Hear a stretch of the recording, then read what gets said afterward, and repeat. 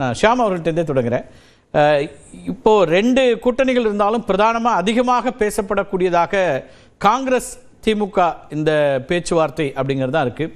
அது ஸ்டேல்மேட் ஆயிருக்கா இல்லை அதில் என்ன நடந்து கொண்டு இருக்கிறது, அதை எப்படி புரிஞ்சுக்கலாம் ஷியாம்? 2021 இப்படி தானே இருந்தது. அதாவது இப்போ கிரீஷ் சோடங்கர், வேணுகோபால் இருக்கிற அதே நிலைமையில் அப்போ தினேஷ் குண்டுராவ் இருந்தார். முன்னாள் முதல்வரோட மகன் பெரிய போஸ்டிங்கில் தான் இருந்தார்.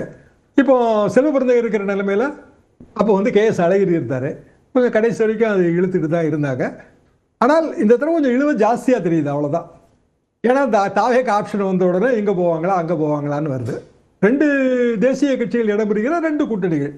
இயல்பாக தேசிய தலைமை இதில் இன்வால்வ் ஆகுது. உடனடியாக இங்கே கீழே வர்றவங்க உடனடியாக முடிவெல்லாம் அறிவிக்கவே முடியாது. இதில் என்ன பிரச்சனை வந்துச்சுன்னா, கிரீஷ் சோடங்கர் கொடுத்த பேட்டி தான், நியூ இண்டியன் எக்ஸ்பிரஸுக்கு கொடுத்த பேட்டி. ஏன்னா அவங்க ஏற்கனவே டிசம்பர் மாதமே குழு அமைச்சிருக்காங்க. அதுக்கு பிறகு கனிமொழி அம்மா போய் பேசியிருக்கிறாங்க. அப்புறம் KC வேணுகோபாலே முதலமைச்சரை சந்திச்சிருக்கிறாரு. மீண்டும் சோடங்கர் கனிமொழியை சந்திச்சிருக்காங்க. அந்த சூழ்நிலையில் இந்த பேட்டி கொஞ்சம் அவசரம், தேவையற்றது. அவர் சொல்லலாம் கடைசி நேரம் வரைக்கும் நாங்கள் பேசுவோன்னு. ஆனால் அப்படி சொல்வதன் மூலமாக கூட்டணி குழப்பத்தை அதிகப்படுத்துகிறார்கள். வாய்ப்பு இருக்கு எங்களுக்கு அப்படிங்கிறத கூட்டணிக்கான எல்லா இடங்களை பெறுவதற்கான ஒரு அழுத்தமாகவும் அதை பயன்படுத்தியிருக்கலாம் இல்லையா? இல்லை, இனி அழுத்தம் கொடுக்க முடியாதுல்ல. அதாவது திமுக கூட்டணியை பொறுத்த வரைக்கும் திமுக ஒரு இடத்துல ஒரு குறிப்பிட்ட நம்பரில் நின்று தான் ஆகணும். ஆட்சியில் பங்கு இல்லைன்னு முதலமைச்சர் அழுத்தம் திருத்தமாக சொல்லியாச்சு. அதை பற்றி இப்போ வரக்கூடிய தகவல்களில் இந்த ஆட்சியில் பங்குங்கிறது சிக்கலாக இருக்கிறதா தெரியல. அதிகாரத்தில் பங்குன்னு அவரே மாறிட்டாரு. திரு கிரீஷ் சோடங்கரே அதுக்கு ஒரு விளக்கம் சொல்லியிருந்தார். ஆட்சியில் பங்குன்னா அமைச்சரவை தான் இல்லை, மற்ற அதிகாரங்கள் இருக்குது, உள்ளாட்சி பொறுப்பில் தொடங்கி மற்ற அதிகாரங்கள் இருக்குங்கிற ஒரு கருத்து சொல்றாரு. ஆனால் எண்ணிக்கை இடங்களும் ராஜ்யசபா இதுதான் இப்போ பிரச்சனையா இருக்கா? 63 சீட்டு கேட்டாங்க சார் முதல்ல. அந்த காலத்தில் 41 கொடுத்தாங்க. 41 சீட்டில் அவங்க பெரிய அளவுக்கு வெற்றி பெறல. அதுக்கு பிறகு அது 25 குறைஞ்சது. காங்கிரஸ் பயம் என்னன்னா, இப்போ அதை விட குறைவாக நம்ம ஒத்துக்கிட்டோம்னா அடுத்த தேர்தலில், சட்டமன்ற தேர்தலில் இதை தான் சொல்லுவாங்க. இப்போ உதாரணமாக 23ன்னு வைங்க, அடுத்த தேர்தலில் நீங்கள் 23 தானே வாங்கினீங்க, இன்னும் குறைச்சிங்கன்னு சொல்லுவாங்க. இந்த சிக்கல் காங்கிரஸ் பயப்படுது. ராஜ்யசபாவை பொறுத்த வரைக்கும் திமுக ப்ராமிஸ் பண்ணதாக சொல்லப்படுகிறதே தவிர எனக்கு என்னமோ அது கொடுப்பாங்கன்னு தோணலை. ஏன்னா ஏற்கனவே தேமுதிகவுக்கு ப்ராமிஸ் பண்ணியிருக்காங்க. 4ல் 1 போயிடுச்சு, மீதி 3. காங்கிரஸ்க்கு 1 கொடுத்தா அப்போ திமுக சைடில் இருக்கிறவங்க பெரிதும் பாதிக்கப்படுவாங்க. அதுக்கான வாய்ப்பு இல்லை. 28ல் கொடுக்குறதா தான் பேச்சு அடிபட்டுச்சு. அப்படிதான் நான் நம்புகிறேன். அப்படி இல்லைன்னா இப்படி சொல்லுவாங்க, ராஜ்யசபா சீட்டு தரோம், ஆனால் உங்களுக்கு 20 சட்டமன்ற தொகுதிகள் தான் தர முடியும். இப்படி தான் அது சொல்லப்படும். ஒரு காலத்தில் சார் சட்டமன்றத்தில் இடமே கிடையாது, 0. 9 பாராளுமன்ற தொகுதி வேணா வாங்கிக்கங்க. அப்போ இந்திரா காந்தி அம்மா பிரதமர். இன்னைக்கு காங்கிரஸ் என்ன நிலைமையில் இருக்க, அங்க ஆட்சியில் இருக்காங்களா? எந்த வகையில் அவங்க நிர்பந்தம் தர முடியும்? இல்ல, ஆப்ஷன் இருக்கு, ஆட்சியில் இல்ல ஆப்ஷன் இருக்குங்கறாங்க. போட்டோம், ஆப்ஷன் பயன்படுத்திக்க வேண்டியதான். அப்படியே அது திமுக நினைக்க முடியுமா? திரு ஷியாம் போட்டோன்னு நினைக்கிறாருன்னா அப்படி நினைக்கக்கூடிய இடத்துல திமுக இருக்கிறதா அப்படிங்கறதா இப்ப காங்கிரஸ் மற்ற தலைவர் என்ன காரணம்னா, தாவேகா ஆப்ஷனே இல்லைங்கிறது எல்லாருக்குமே தெரியும். சிம்பிள் ரீசன், தாவேகா 234 தொகுதியிலும் நின்னால் அவங்களோட ஓட்டு சதவீதம் கூடும். 234ல் ஒரு 50 லட்சம் 60 லட்சம் வாங்கினாங்கன்னா ஓட்டு சதவீதம் கணிசமாக தெரியும். அதே தாவேகா 140ல் தான் நிற்குதுன்னு வைங்க, ஓட்டு சதவீதம் குறைஞ்சி போயிடும். ஒன்று, தாவேகாவோட ஃப்ரெஷ்னஸ் அப்பீலே போயிடும். எது மாதிரியும் இல்லாத பொது மாதிரியான கட்சிங்கிற அப்பீல் போயிடும்.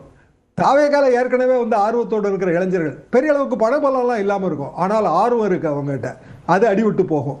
காங்கிரஸுக்கு 70 சீட்டு கொடுத்தாங்கன்னா தாவேகா ஆப்ஷனில் இன்னும் வருஷம் கிட்ட தான் நிற்பாங்க. எந்த கூட்டணியிலையும் இடம்பெறாத கட்சிகளுக்கு ஏதாவது ஒரு ஆப்ஷன் வேணும்ல. இங்கே ஏகப்பட்ட பேர் இருக்காங்களே. 4 அணியாக இது நிற்க போது 5வது அணி வரும், 6வது அணி வரும். சசிகலாமா எங்கே போவாங்க? OPS எங்கே போவார்? இப்படி ஏகப்பட்ட ஆப்ஷன் இதில் இருக்கு. OPS என்ன செய்ய போறான்னு நான் 2வது சுற்றுல உங்கள்கிட்ட கேட்கிறேன், ரவீந்திர துரைசாமி அவர்கள்ட்டையும் கேட்கிறேன். பல விஷயங்கள் வந்துட்டு இருக்கிறதுனால அது என்ன வெறும் சீமான் மட்டும் தெளிவா இருக்கா சார்? இதுல சீமான் மட்டும் தெளிவா இருக்காரு. சரி சரி. என்ன காரணம்னா 234 கேண்டிடேட் போடுறாங்க, ஓட்டு எவ்வளவுங்கிறத பத்தி கவலை இல்லை. நம்ம கட்சி நம்ம கட்சி இப்ப ராஜ்யசபா நாமினேஷனுக்கான காலம் அப்படிங்கிறதும் வரையறுக்கப்பட்டுருச்சு. அப்ப அதுக்கு முன்னதாகவே ஒரு பேசி முடிக்க வேண்டிய ஒன்றாக இருக்குல்ல. ராஜ்யசபா இருக்கு அப்படின்னா இப்ப அதுதான் மையப்பொருளா இருக்கும். அதுல பேசி யார் வேட்பாளர்னு அறிவிக்கப்பட்டுட்டா அப்ப கூட்டணி இங்க தான் இருக்கு அப்படிங்கிற இடத்துலயோ அல்லது அந்த அந்த ஒரு கிளாரிட்டி வந்துடும் நினைக்கிறீங்களா? இல்ல அதை எப்படி பார்க்கலாம்? அந்த கிளாரிட்டியை திமுக முடிக்கணும்னு விரும்பினாங்கன்னா இன்னைக்கோ நாளைக்கோ அவங்க ராஜ்யசபா கேண்டிடேட்டே அறிவிச்சிருவாங்க. அவங்க கேண்டிடேட் சொல்லலாம், 2 பேருக்கு சொல்லிட்டு 4 பேரும் அதாவது ஒன்னு தேமுதிக விட்டு கொடுத்துட்டு 3 கேண்டிடேட் போடாதான் முடிஞ்சு போச்சா? ஓகே, பேசலாம். அப்படி வாய்ப்பு இருக்கான்னு தெரியல. உங்க தகவல் நீங்க சொல்றீங்க, மற்ற 3 பேருடைய தகவல் என்னங்கிறது நம்ம கேட்டலாம்.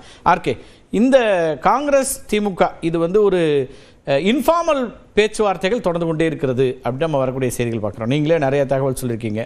ஒரு மாதத்துக்கு மேலே வெவ்வேறு டெல்லி தகவல், சென்னை தகவல் அப்படிலாம் இருக்குது.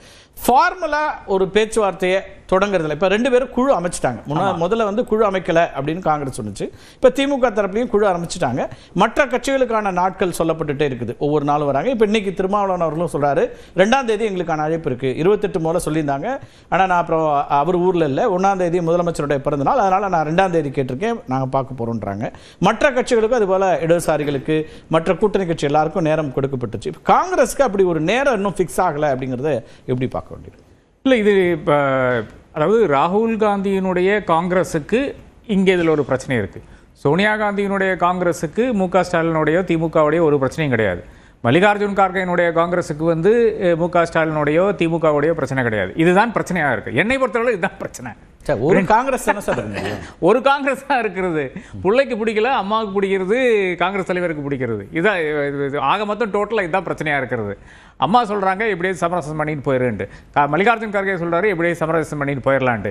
கேசிய வேணுகோபால் தான் நடுவில் நின்று கொண்டு ராகுல் காந்தியினுடைய காதை கடிச்சு கொண்டு இல்லை சரி வராது, காங்கிரஸ் கட்சிக்கு வந்து இன்னும் கொஞ்சம், அதாவது இல்லை அவர் தானே சார் வந்து முதலமைச்சர் பார்த்தாரு, தனிப்பட்ட முறையில் சந்திப்பு. கேசி வேணுகோபால் வராருன்னா அப்போ அது ஒரு அடுத்த கட்டத்தை நோக்கி நகர்த்தணுங்கிற விருப்பத்தோட வராருன்னு தானே அது அர்த்தம். விருப்பத்தோடு வராருன்னு எடுத்துக்கொண்டால் கூட காங்கிரஸ் தரப்புல இருந்து என்ன புகைப்படம் வெளியிடப்பட்டது? வேணுகோபால் வெளியிட்டாரா? வேணுகோபால் வந்து ட்விட்டரில் போட்டாரா இந்த மாதிரி நான் முக ஸ்டாலினை சந்திச்சேன்னு சொல்லிட்டு? இதெல்லாம் என்னை பொறுத்தவரையில் வந்து ஒரு இண்டிகேஷனாக தான் நம்ம அந்த பக்கம்லையும் வரலன்றாங்க காங்கிரஸ்ல. சந்திச்சாருன்னு புகைப்படம் 2 பேரும் தானே கொடுக்கல. அப்ப இல்லை, என்னை பொறுத்தவரை வந்து யார் மீட்டிங் கேட்டா? காங்கிரஸ் தலைமை தான் மீட்டிங் கேட்டுச்சு. அப்போவே வந்து இங்கே திமுக தரப்புல இருந்து நம்முடைய நண்பர்கள் வந்து வலியுறுத்தினார்கள், இந்த அவர் இன்னும் ஃபர்ஸ்ட் வந்து இன்ஃபார்மலாக பேச்சுவார்த்தை முடியட்டும், அதன் பிறகு நீங்கள் வந்து பாருங்க, அப்போ தான் கரெக்டாக இருக்குன்னு சொன்னாங்க. அது வந்து ஒத்துக்கல. இல்லை இங்கிருந்து எனக்கு அழுத்தம் வருது. யார்? கார்கே அழுத்தம் கொடுத்தாரு, சோனியா அம்மையார் அழுத்தம் கொடுத்தாங்க. அதனால வந்து இவர் தள்ளி விட்ட மாதிரி இவர் டெல்லியிலிருந்து வந்து இங்கே வந்து நிற்கிறாரு. சரின்னு சொல்லிட்டு இவர் பார்த்துடுறாரு. பார்த்த பிறகு யாருடைய இம்பார்ட்டன்ஸாக இருக்குது? யார் வந்து அதை வந்து கேட்டாங்க? மீட்டிங் கேட்டது நீங்கள். அப்போ அதுக்காக நீங்கள் கொஞ்சம் சமரசம் பண்ணுறதுக்காக இருக்கின்ற அந்த ஒத்திகை யார் பண்ண வேண்டும் பார்த்தீங்கன்னா, என்னை பொறுத்தவரை காங்கிரஸ் பண்ணியிருக்க வேண்டும், கேசி வேணுகோபால் பண்ணியிருக்க வேண்டும். ஏனென்றால் பிரச்சனையை வளர்த்து விட்டது ஒரு அளவில் வந்து பிரவீன் சக்கரவர்த்தி. ஆனால் பிரவீன் சக்கரவர்த்தி யார் ஒரு பொருட்டாவை எடுக்கிறது கிடையாது. ஆனால் ஒரு முக்கிய இடத்துல இருக்காரு, அவருக்கு ஒரு சே இருக்கு. அதை விட்டு அவங்க உரிமையை பேசுறோன்றாங்க, அந்த கட்சிக்கான உரிமையை நாங்கள் பேசுறோம். இல்லை, என்னை பொறுத்தவரை ஒரு மாணிக்கம் தாகூருக்கும் ஒரு பிரவீன் சக்கரவர்த்தியும் ஒரு திருச்சி வேலுசாமிக்கு எடுத்து பார்த்தீங்கன்னா, மாணிக்கம் தாகூர் தான் முக்கியஸ்தராக எனக்கு தெரிகிறார். ஏனென்றால் அவருக்கு வந்து ராகுல் காந்தியும் நெருக்கமாக பழகினவர், கேசி வேணுகோபாலுடைய பொறுப்புல இருக்கிறார், ஒரு வாய்ஸாக இருக்கின்ற ஒரு மனிதராக இருக்கிறார்.